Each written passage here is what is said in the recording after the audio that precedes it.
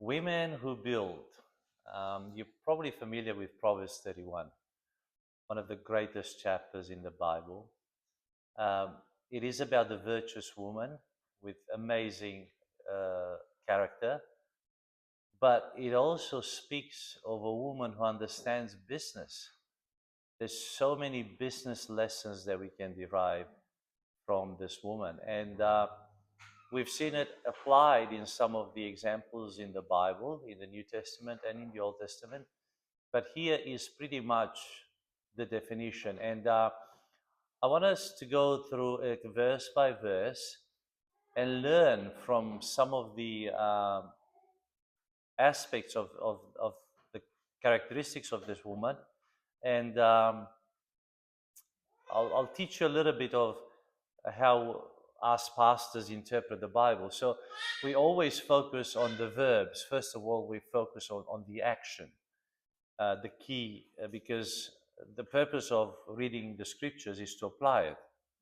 And then the verb tells you the action part. So always look out for the verbs in the text that you read, because that will give you a starting point into applying what you're learning. So it starts in verse 10, and this is the New King James Version. Who can find a virtuous wife? For her worth is far above rubies. Virtuous points to strength, substance, capacity, and noble force. She carries value. So the question for us tonight is, are you underestimating your God-given worth? Do you hide your capacity? Are you waiting for permission to become who God already designed you to be? Are you waiting for somebody to point out and say to you, this is who you are, this is what you can do? So in the last column there is the action point, what you can apply, what you can learn from this.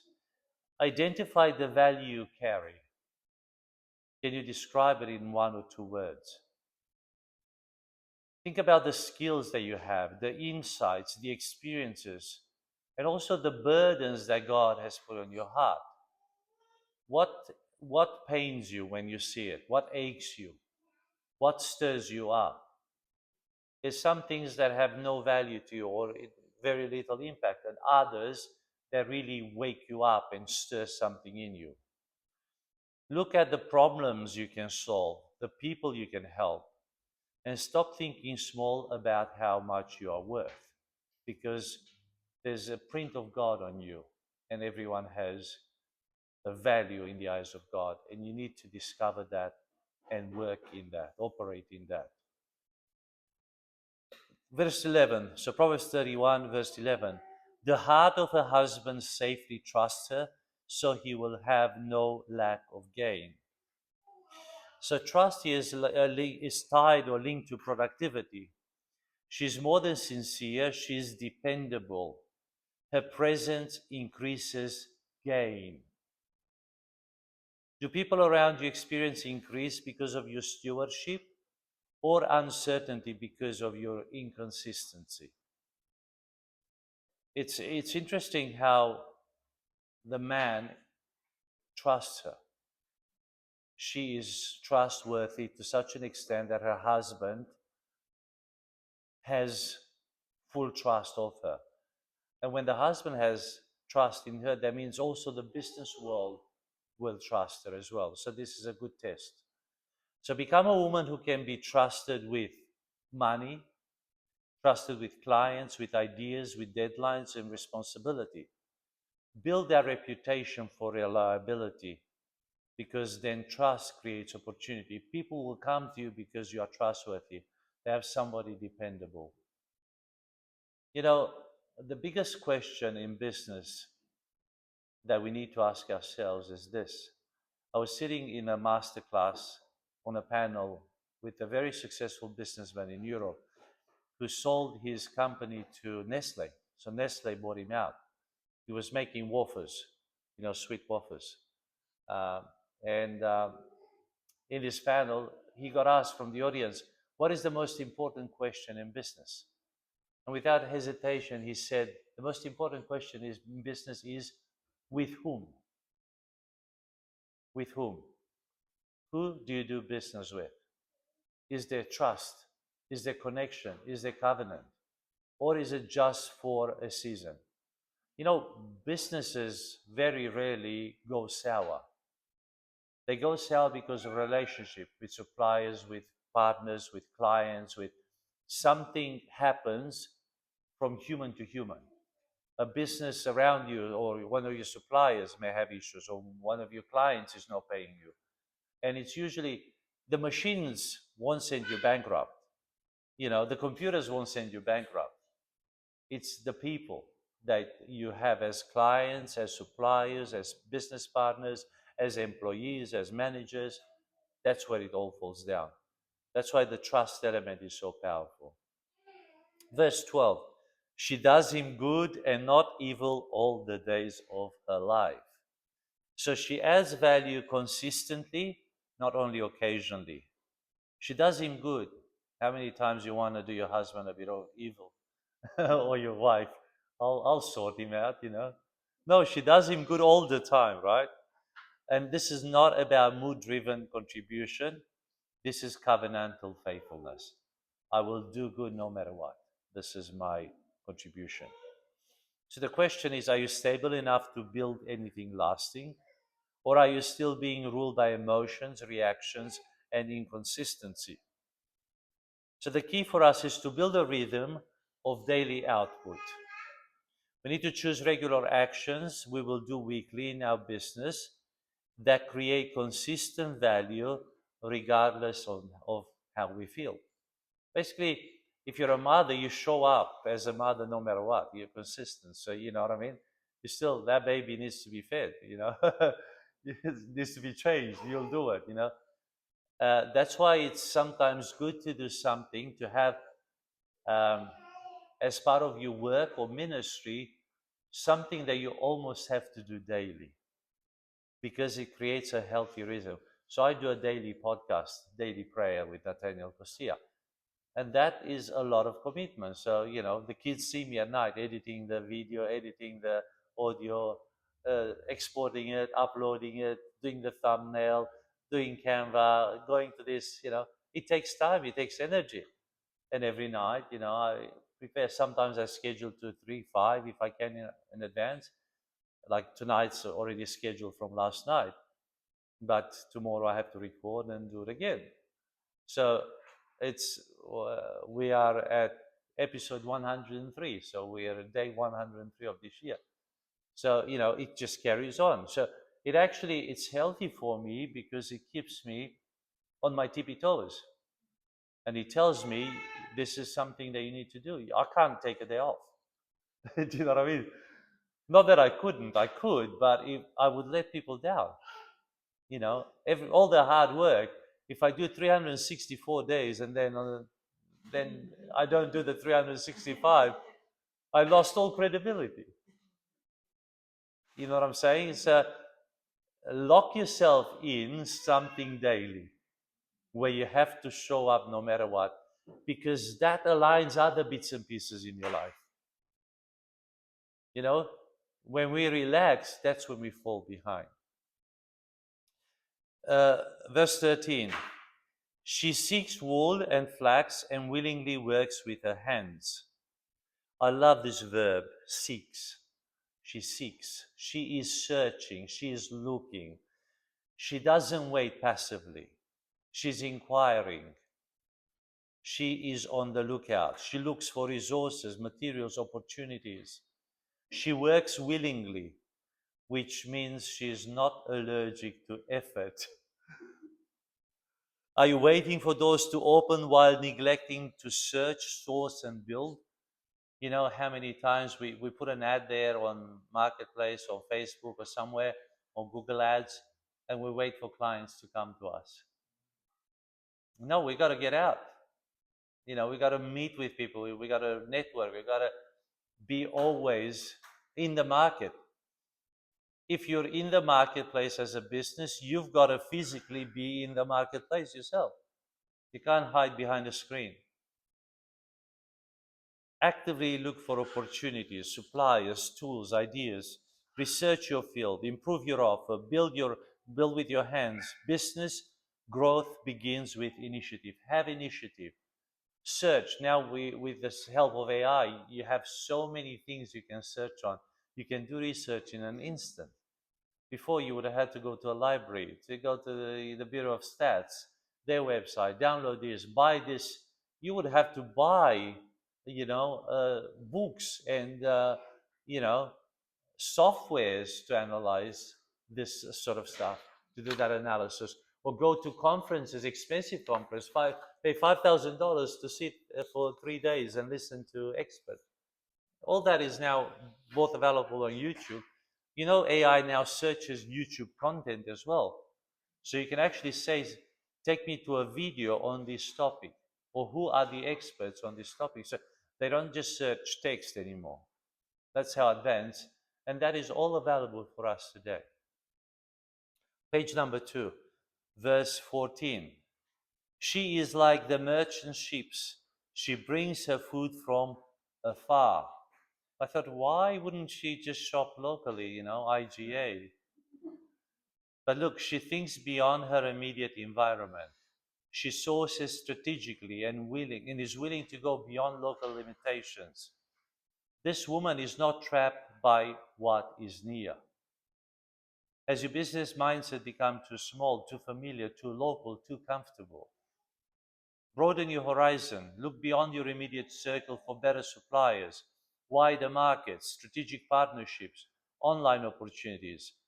Think scale, not just survival. Verse 15, one of my favorites. She also rises while it is yet night. She provides food for her household and a portion for her maid servants. My mother was, I was the seventh in our family. And I don't actually remember when my mom slept, because when I went to bed, she'd be awake, and when I woke up, she had already been awake for many hours. So for me, it was like she was always awake. She was always doing something. She's proactive, not reactive. She gets ahead of the day. She wins the day before others even have their coffee. She also thinks in terms of provision for others, not just of herself. She has maid servants. She has employees. One of the biggest thresholds, or one of the biggest steps you will make in life, is to hire somebody. It's so hard when you're self-employed to make that step, to actually have employees or servants. Well, you know what I mean? But this woman, she had that. It's yes, they won't be as good as you are, no, but they might be better at some things than you, and they won't be as good as some of the things, but they will advance your vision. They will be your hands and feet. They will do stuff that you cannot simply do yourself. You can only be in one room at one time, in one place at one time. They will be an extension of you. So, develop discipline routines. Now, I know if you've got small children, you can't always have a routine, because you'll sleep whenever you can. Your sleep goes in patterns around them. You don't dictate that; they dictate your sleep. But as that period moves on, the best way for the body to function is to be in a daily routine. So set the hour that you want to wake up, and do it always at that hour, because then your biological clock just responds naturally. And it's so much easier. Then you don't have to be frustrated. Oh, tomorrow I have to wake up at 6, the next day at 8, or the more cyclical you are, the more routine you are, the better it is for you, easier for you to transition into it. So develop discipline routines, prepare before pressure comes. This is a good sentence. Listen to that. Prepare before the pressure comes. So always have foresight, have a little bit of understanding of what may come your way, and be prepared for that. Build systems that provide not only for you, but for your household, for your team, and for your future. Think systems. What system can I put in place that will kind of run into things, For us, we had to transition recently to homeschooling, and we are still tweaking that system. We're creating a new pattern, a new uh, way of doing life at home, and that the better system we create, the easier it is for children. If they don't have clarity, it's frustrating. We get frustrated, they will get frustrated. The more clarity we offer them in a system, the easier it is for them, the easier it is for us as well. So, verse 16, listen to this. She considers a field and buys it. From her profits, she plants a vineyard. This is one of the strongest business verses in the chapter and in the Bible. She considers, she evaluates, she decides, she acquires, she multiplies. She doesn't consume all her profit, she reinvests it. From her profits, she plants a vineyard. Now listen to this.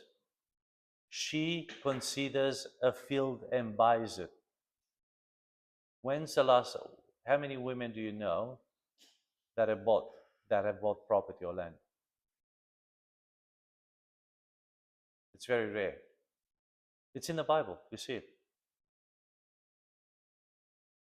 One of the greatest investments, look backwards in your life, one of the greatest investments in this nation and in any other nation in the world is in land or in property. Nothing outperforms property. Because when you buy property, unlike shares are great and trading is great, but you can only commit what you have. So let's say you have 100,000 in savings, you can only buy shares worth $100,000. But with property, you leverage that $100,000 and you borrow 900,000, and all of a sudden you're buying a 1 million property. So 10% on $100,000 is $10,000 a year. But 10% on $1 million is $100,000 a year. And even if you paid 6 to 7% on that, so you pay $60,000, $70,000 interest on that, you're still $20,000, $30,000 ahead. You know what I'm saying? Plus you had the return on it. So the secret is here. It's always been here. Now, if you were sitting in this study 20, 30 years ago, and if you invested in 3 or 4 or 5 handful of properties, you would have made more money than all your life working, all your working life together. In fact, one good property would have made you more money than all your working life if you invested 30, 40 years ago. Am I right? So encourage every young girl out there to buy property. Encourage every businesswoman out there to buy land, to buy property. People say, oh, how much further can it go?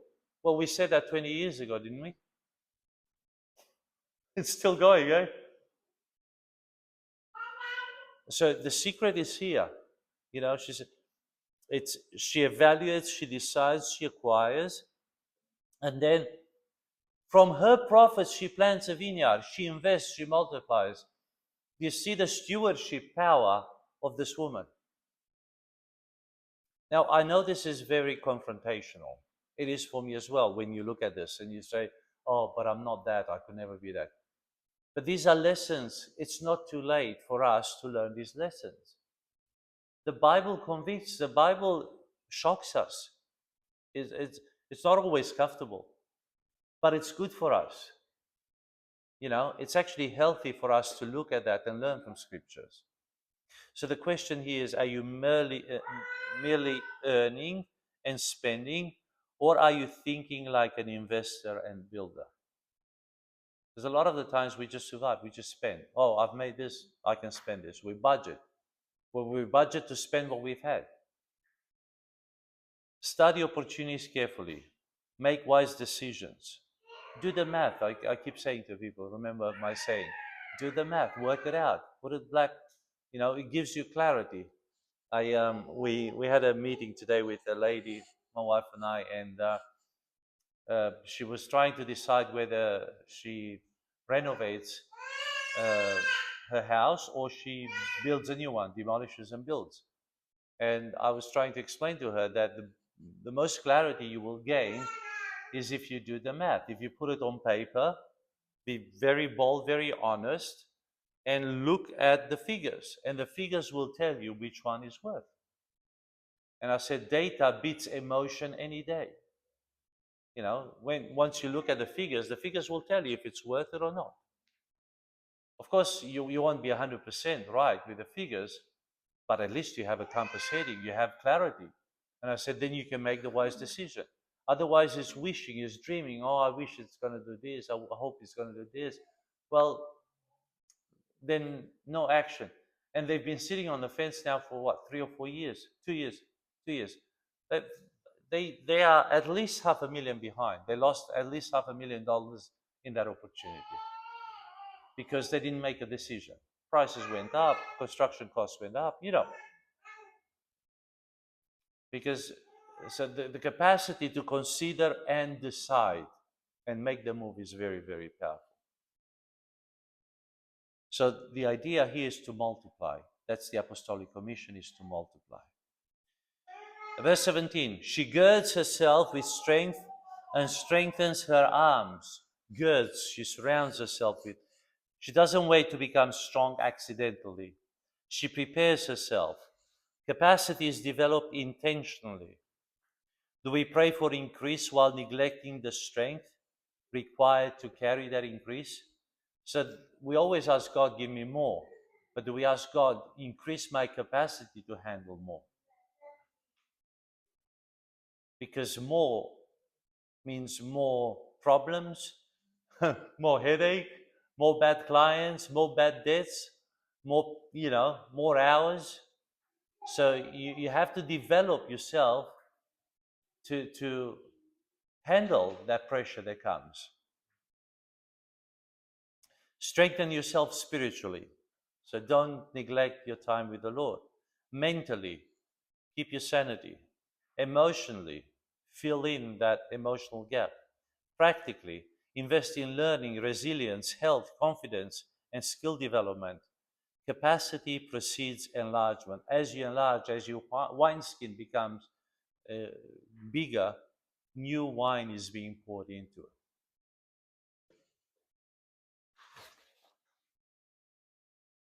Verse 18. She perceives that her merchandise is good, and her lamp does not go out by night. She knows the quality of what she offers. Isn't that beautiful? She is aware of the worth of her work, and she remains diligent over time. Do you actually know if your product or service is excellent? Or are you hoping people will buy mediocrity? Test your offer, improve your product, get feedback, refine quality. Stay diligent until your offering is truly valuable and market ready. This is not ego. This is healthy self-esteem. Do you know what I mean? Like, you've got to feel good about the service or the business that you offer. If you know your field, let's say you do accounting, right? If you know accounting really well, it's not arrogant to show your skills.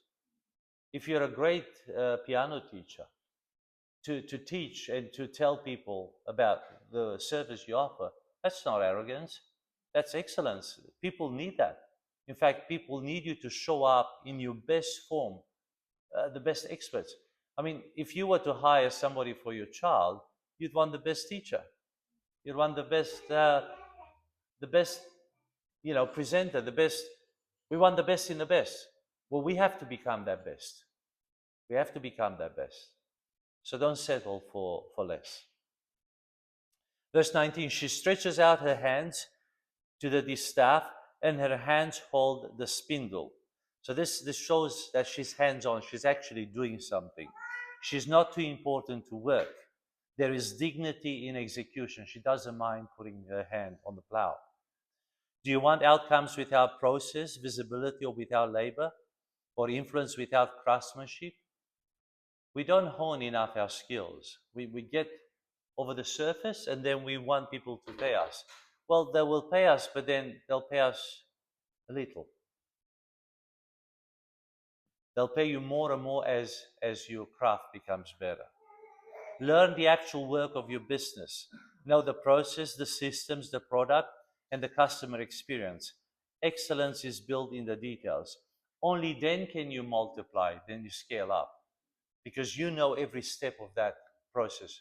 So let's say if Kirsten was going to open, let's say, a swim school, the fact that she's been in the pool for 15 years, she knows everything about every grade, a child should do at this level, a second level, third level.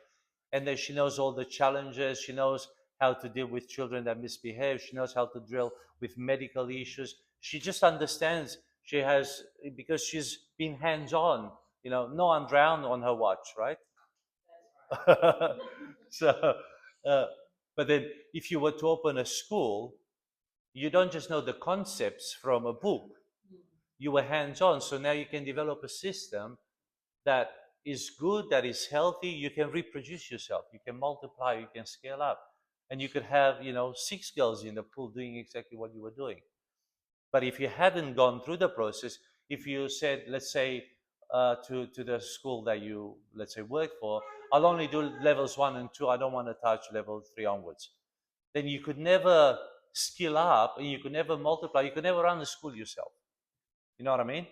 Until you are hands-on in every level. Um, she extends her hand to the poor. Yes, she reaches out her hands to the needy. You see, kingdom business is not selfish. Her productivity overflows into generosity. The idea is we need to bless others. We need to extend what the Lord has given us. She's not impoverished by compassion because she has built capacity. She can handle that. So the question here is your vision only about personal comfort, or does it include people, purpose, and kingdom impact? So learn to build generosity in your business model. I know a lot of people who put aside 10% instantly for either charity or church or whatever. And there are people who are not even Christian who will donate 10, 15, 20% of their income. Build that into your business. Decide how your business can bless others, create employment, serve community needs, or support kingdom work. If you can't do it when you're small, you will not do it when you're big. Because people say, oh, when I earn more, then I can give more. No, because the proportion is a lot larger. If you're doing $5,000 a month and you want to give 500, 500 is not a lot. It may seem a lot, but it's not a lot. But when you get to 50,000 a month, it will be very difficult to give away $5,000 because it hasn't been built in. So you have to have the Jewish mindset.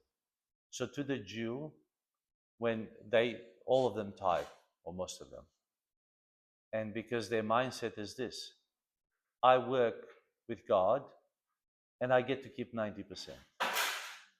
So I'm partnering with God with a 90-10 split. I mean, what other partner in this world can you have who will let you keep 90%? So that's the mindset. So for them to give 10% is nothing, because they know they can get to keep the other 90%. And they don't pay much tax because they've worked. They're good accountants, They're the best accountants. It's like, the question was, somebody went to a financial analyst and he said, sir, what's 1 plus 1? He said 2. Wonderful. He went to the accountant. He said, um, what's 1 plus 1? And the accountant said, what would you like it to be?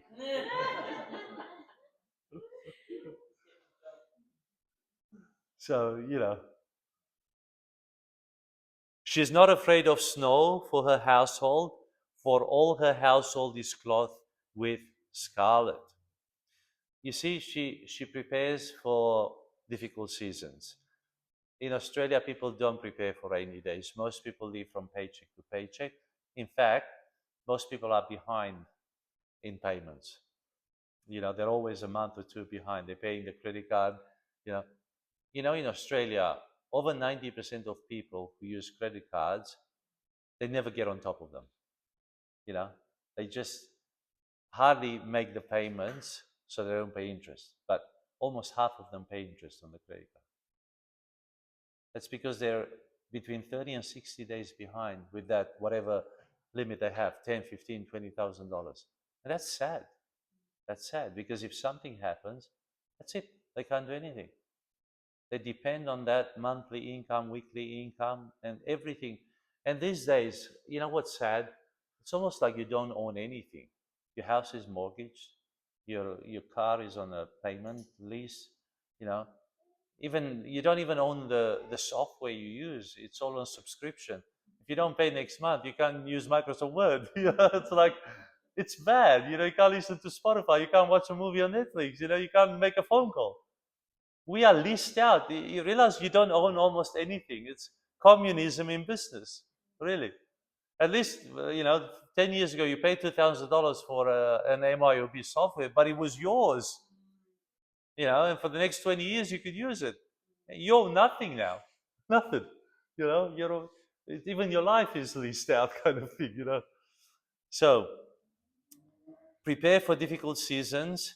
Her confidence comes from readiness, not denial. So the question is, are you hoping hard times will not come, or are you building wisely for them now? So during peace, during a healthy season of abundance, build reserves. Build reserves that you can access quickly. Create reserves, budget wisely, build margins, prepare for slower seasons, market shifts, emergencies, and future responsibilities. You will get older. You won't have the energy to work as many hours. You need to become wiser. You need to make better choices. You need to always plan in advance. Think a little bit. You know, one of the hardest things you'll ever do is to think. Most people are lazy to think. They don't sit down, they don't plan, they don't think, they don't sit with a paper and pen. Even God said, sit down, write down the vision. Sit down, work out the plans of, can you build this tower? There's actually a process that we need to go through, and we can't be lazy about it. Verse 22, she makes tapestry for herself. Her clothing is fine linen and purple. You see, there's dignity in what she does, excellence and honor in how she presents herself. This is not vanity, it's stewardship of identity. So the question is, does your presentation reflect care, excellence, authority, or confusion and neglect? And this comes to everything, the way we present as a persona, the way we present our business, the way we present our service, the way we present our product. Excellence in everything. Everything matters. Every single detail matters. If you go and see a new client, Antonin, you know what type of a client that person is by the moment you walk in their office, by the moment you look at their accounts. It will tell you exactly if they order, if they discipline, if you know, if they, do they enter the details in, do they keep the invoices, the purchase orders, everything tells you about how important this business is to you and how you structure it.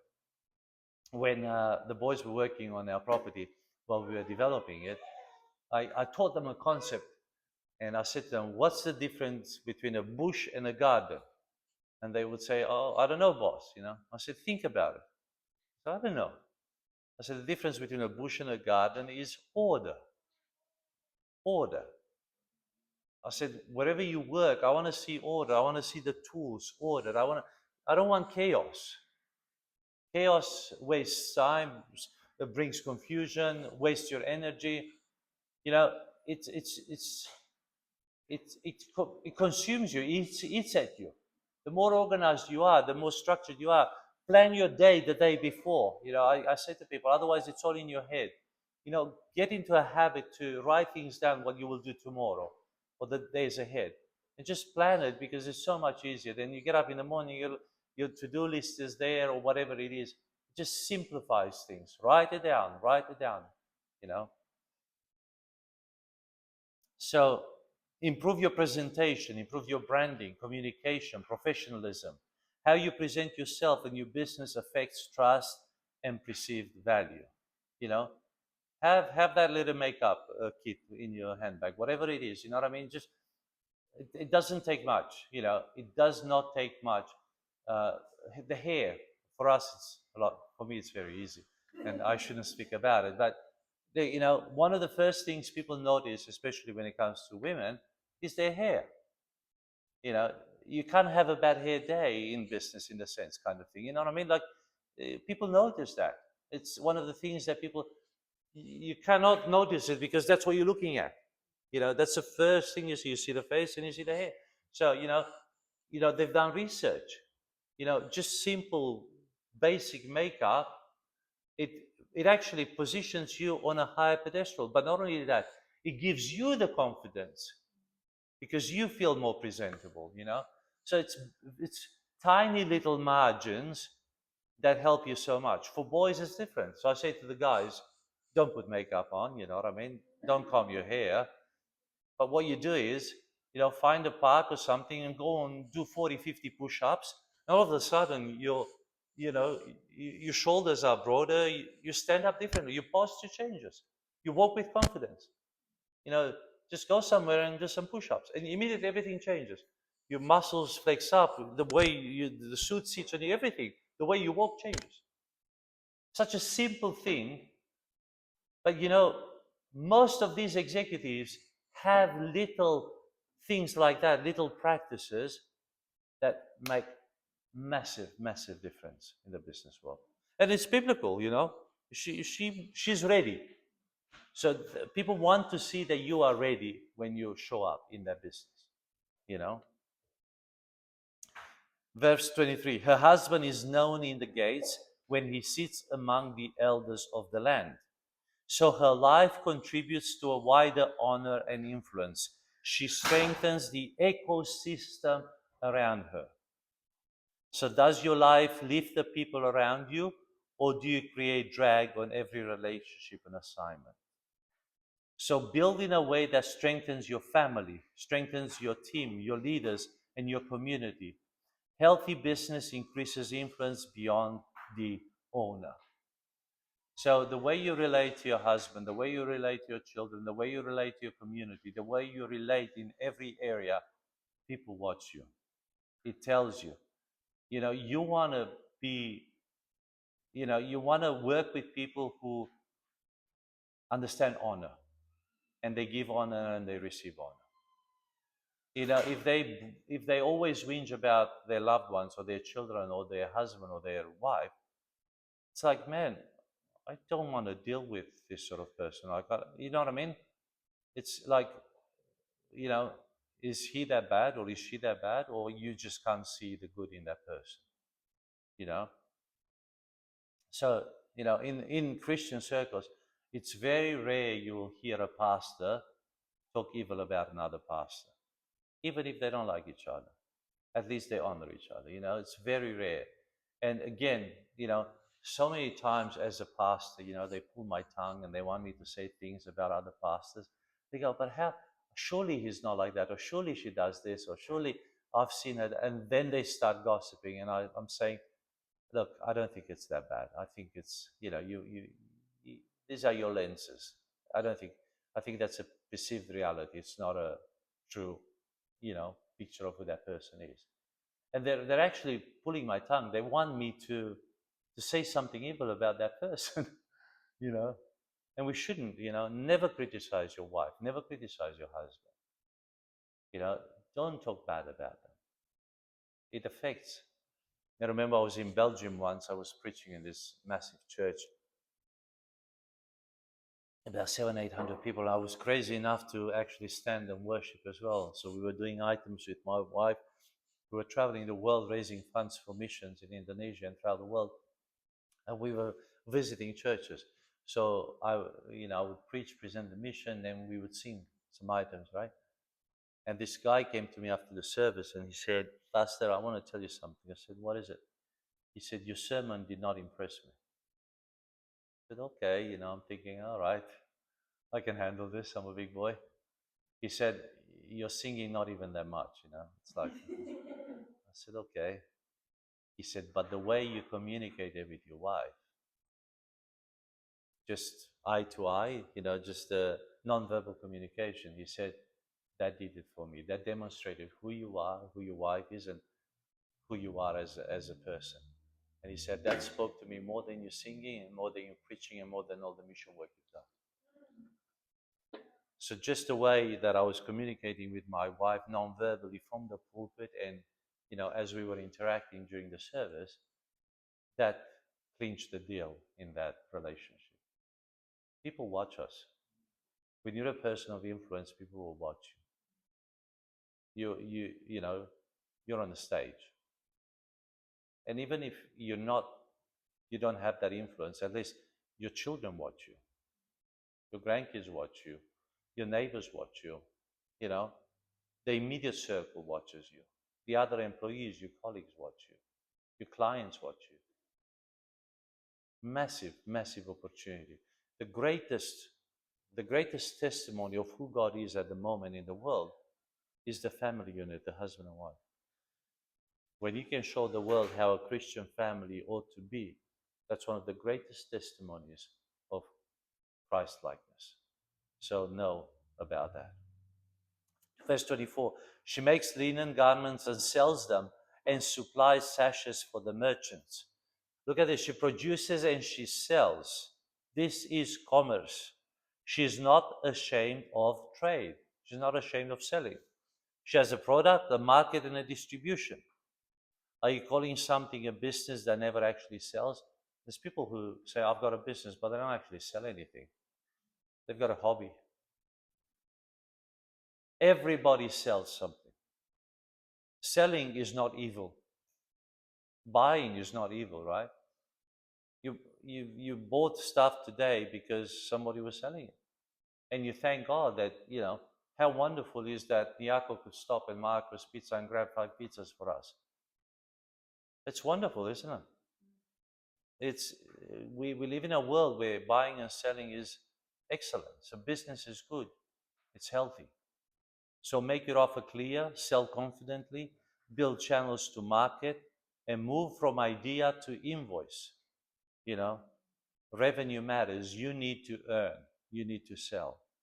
So, even at first, it won't be the best product. It won't be exactly the best offer, but bring money in. Whatever it is, a little more, bring money.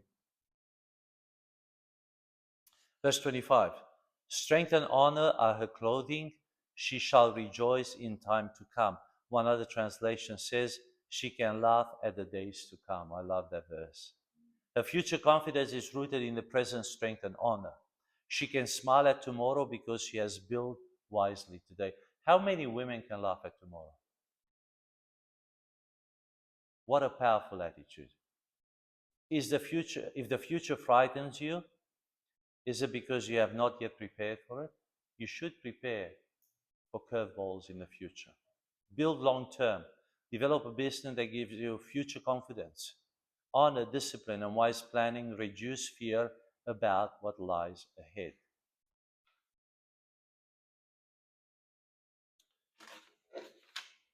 Page number 5, verse 26.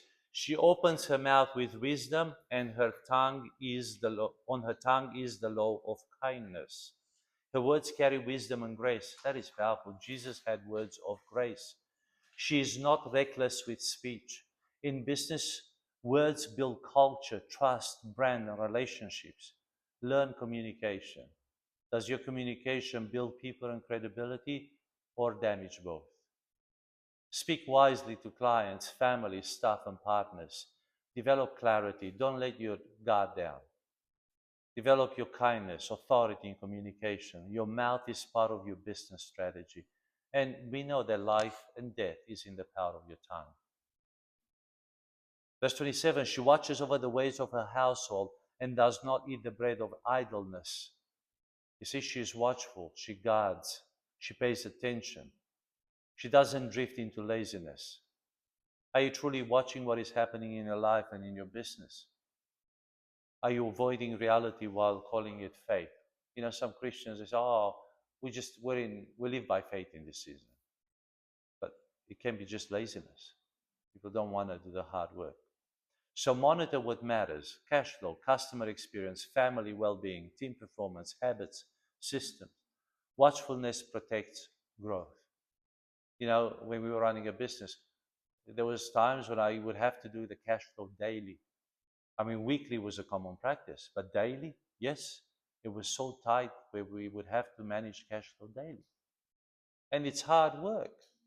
I mean, because you rely on somebody honoring their word. They have to, if they say, I'll pay today, and they don't, you rely on that cash flow. And 4 o'clock comes and that payment hasn't come through. Now you got to adjust the cash flow again. Who are you going to pay tonight? Who are you going to pay tomorrow, So you're juggling from day to day. So learn to not be lazy, do that hard work. Don't be afraid to think. Don't be afraid to plan. Let me tell you something. Most people are lazy when it comes to thinking. They would rather just do what's given to them. Just give me the worksheet, give me the task for today, and that's it. Not you. Not you. You live by design. Life doesn't happen. You engage in life. You tell life what to do. You plan it. You grab hold of it. Verse 28, her children rise up and call her blessed, her husband also, and he praises her. Hallelujah.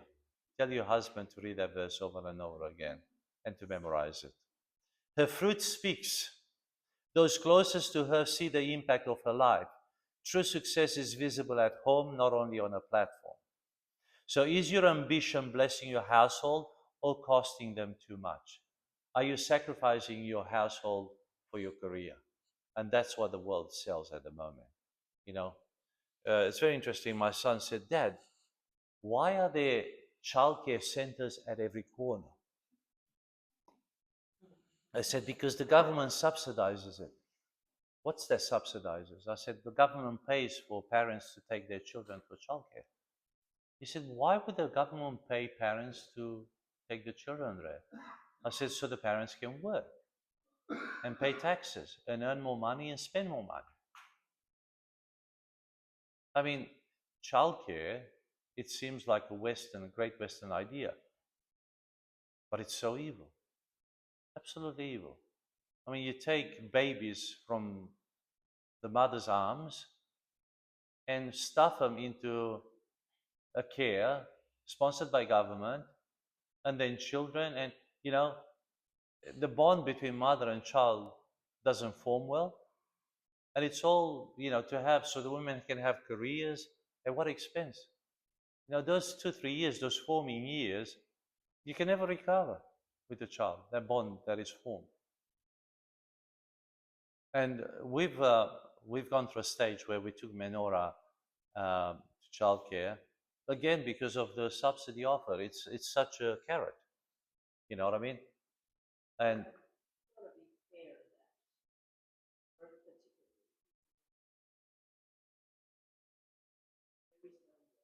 sure.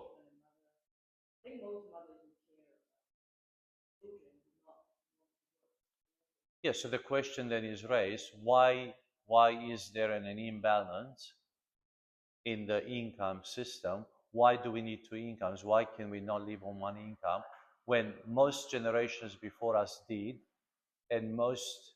But these days, possibly beyond wonderful excuse, wonderful excuse. They lied to us, they brainwashed us into thinking that, yes. Why do we need to have the bigger house? Why do we need to have 2 cars? Why do we need to have holidays overseas? When before the life was simple and families enjoyed true life. You know what I mean? The expectation now is that we all drive new cars, we all have a $3,000 iPhone. Of course, then you need 2, in fact, 2 incomes won't be enough. Do you know what I mean? We have been sucked into this world they created. They prepared it for us. They made it for us. They've increased the price purposely to enslave us. They want everyone in the workforce. They don't want people to think. They don't want people to... Look, a man who thinks will be able to earn enough to provide for their household. Do you know what I mean? Because wisdom comes not just in earning, wisdom comes in stewardship. I know people who are on $80,000, $90,000 on one wage, and they live a wonderful life. And now I know people who earn $160,000 and they can't pay for, they've spent everything and they're in debt. I'm not saying it's easy, but I'm just saying there are ways to be able to do it. And I'm not being judgmental here, don't get me wrong. But the world we live in is this imbalancing the family unit, you know. So coming back to our story with little Menora, both my wife and I were working. So my wife was working 1 day a week and I was working full time. So we were putting her 1 day into childcare. But she was crying so much, like when we left her, like every time I left her there, she would be in tears. And she would cry for another hour after we left. And after about, I think it was only about 10 or 12 days, we decided that's it. Then we got somebody to come at our place and stay for a few hours while my wife worked, and we juggled it. Or I stayed home or whatever. But that's our experience. And I'm not saying everything is for that. But I come from a communist country. I was born in a communist country where this was the system. They created creche, childcare to get the whole nation working. And then they control the children because they are taught into a system that, and history just repeats itself. History just repeats itself. Because then, let's say, if I'm on $70,000, $80,000 a year, and I'm never gonna try and do anything else. I'll just be happy with that for the rest of my life, for the next 40, 50 years. But if my wife is not working and I have 5 children and 80, 90,000 is not enough, I can do 2 things. I can get a higher paying job. I can think outside the square and start doing a business or start going on a limb, forcing myself to think. Or I can get my wife to start working. You know what I mean? But then, the human potential is so big. I can earn $400,000, $500,000 a year. Or somebody can earn that much if we put our mind to that contribution. We're actually limiting ourselves because we have that security. We got a job and that's it. We think, but I'm providing for my family. I'm going there at 7 o'clock in the morning, coming back at 3 o'clock. Have I ever reached my potential? Absolutely not. Not even scratching my potential. The world is abundant. The Lord said to us, multiply. He didn't say make 2%, 3% per annum, 5% per annum. He said multiply. Multiply means double it. We are playing small. We are actually playing games, like stock market, buying blue chip shares. Okay, fantastic. 10% per annum, 8% per annum. It's okay. But how long does it take to multiply? 10 years, 8 years. That's just to double it. People around us multiply all the time. Every business around the corner multiplies every day. Do you know what I mean? That childcare around the corner, that cashes in what? I don't know, $15,000 every day. The 7-Eleven at the corner cashes in $50,000, $60,000 a day. And the Indian who owns it came to Australia only 6 years ago. With no money in his pocket, he drove Uber, and when he had $200,000, he went and bought a 7-Eleven franchise. While somebody else is still working for 70 grand a year. He took the risk. You know what I'm saying? And now we say, look at them, Indians taking over. Well, I'm sorry. And now he's cashing in $500,000 a year, or you know what I mean? Because he thought outside. That opportunity never came to him in India. He would have never been able to do that. Here, he says, I can actually earn that. They actually give me money to buy a franchise. I only need 20% deposit. I'd be crazy not to do it. This is almost proven. It's a mindset. It's thinking, you know what I mean? So if we're comfortable, I'm stirring you up to let you know that the world is abundant, that God created this world abundant. And there's money everywhere all the time, and things work out everywhere all the time. You're an accountant, you go from business, you see them. They thrive, don't they? Businesses make serious money, don't they? Unashamedly. You can never earn that through a salary. Yes, if you become an expert or a specialist in a field, yes, you can demand a huge price. You'll earn over 150 a year. Even you as a scientist, in a number of years, you'll get there, Niako. And you can have a career. I'm not saying absolutely employment is good. But if you have a bit of an entrepreneurship mindset, and if you want to do something great, then go out there, because there's so much blessing. I mean, most of the businesses you work, they're small businesses around, they're small to medium enterprise. And they're thriving. They work hard, but it pays. And that's the mindset we need to have. This woman is a businesswoman. I mean, so I'm stirring you up with an example of business, because that's what we want to do, right? You're a businesswoman, you're a businessman, you want to start your business, you have your own business, you have your own business. This is what I'm stirring you up. Believe in what you do. Believe in the possibility of your business. I just showed my daughter the other day. We worked out. So I was doing a service to somebody just last week, and I explained to her, because she eventually asked me, what's best to do, that a service or a product? I said, well, depending on what it is, sometimes service is better, sometimes a product. So I said to her, look, I'm helping somebody publish a book at the moment, and the service that I'm providing that person costs that person, let's say, about $1,500, right? Now, if I sell a book,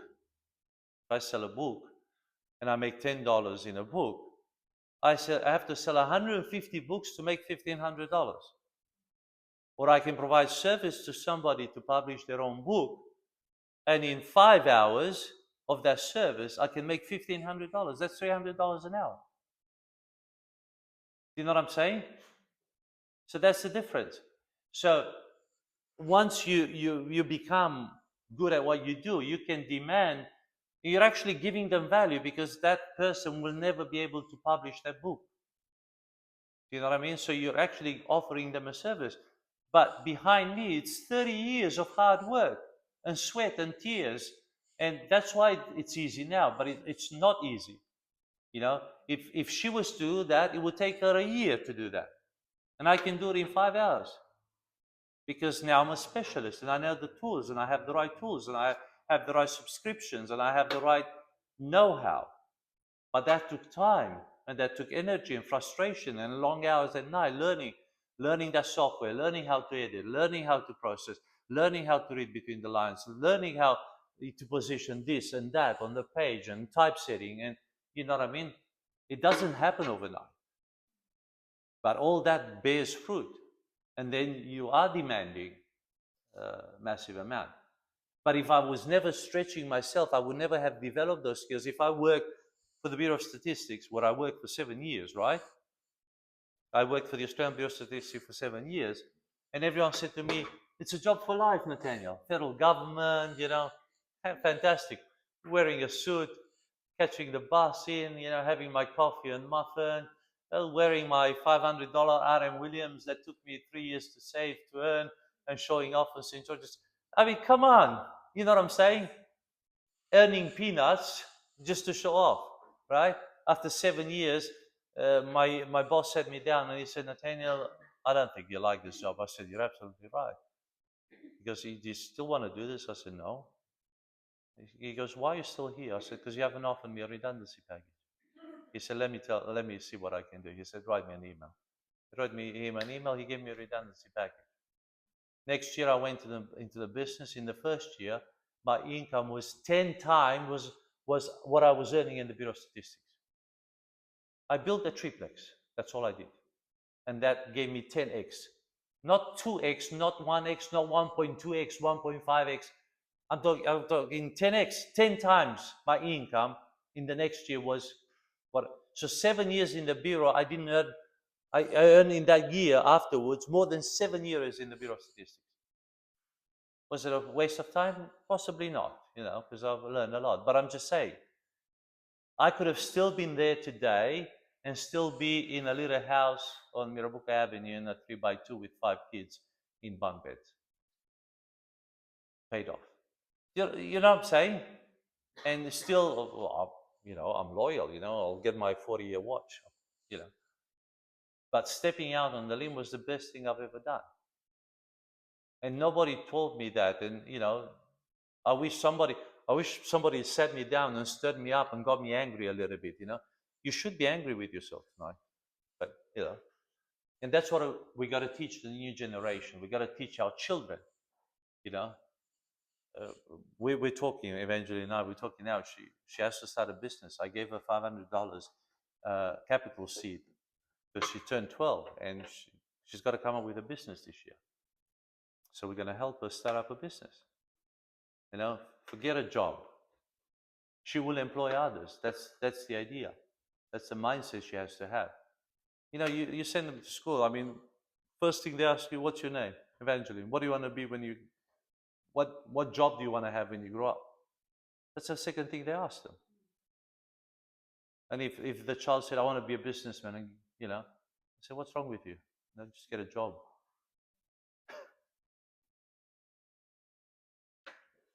So, 29. Many daughters have done well, but you excel them all of them.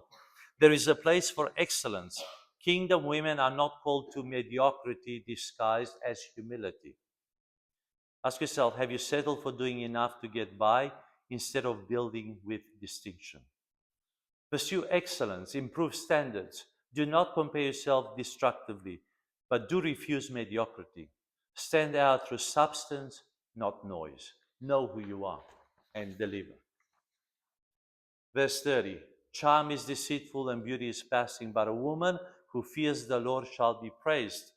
External appeal fades. No. Reverence for God endures. The fear of the Lord is the foundation of lasting influence, wisdom, and honor. Are you building an image? On image, charisma, and impression, or on a deep alignment with God?